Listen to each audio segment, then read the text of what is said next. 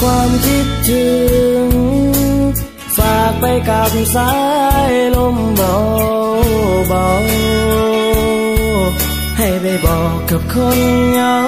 ในตอนนี้ฝากความห่วงหานำพาให้คนดีในตอนนี้จะได้มา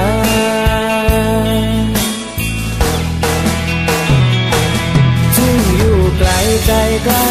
กันความคิดถึงนั้นไม่เคยเลือนหายรู้สึกเหมือนอยู่ใกล้ๆทุกวันระยะทางที่ห่างไกลความห่วงใยที่ห่างกันอยากให้เธอนั้นได้รู้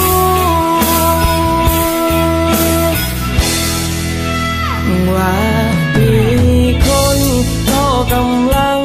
คิดถึงยังคงนึกถึง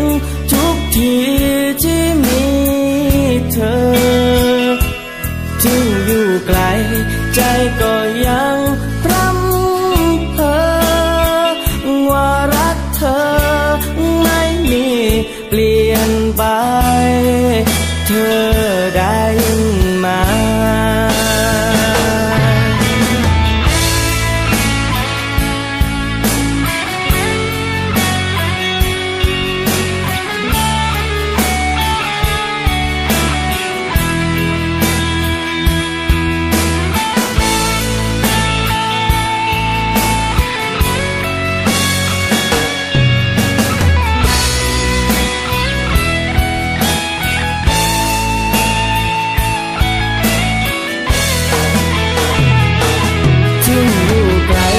ใกล้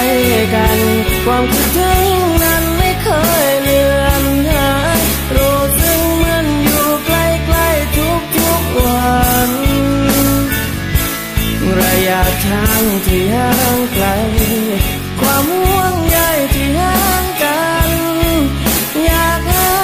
เธอนั้นได้รู้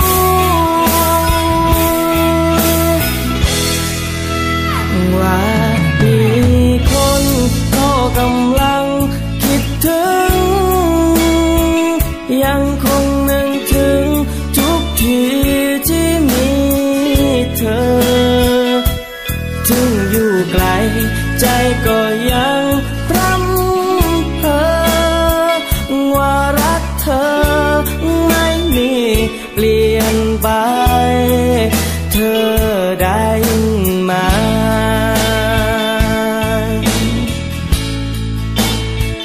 ฝากเอาความรักฝากให้คนดีจากคน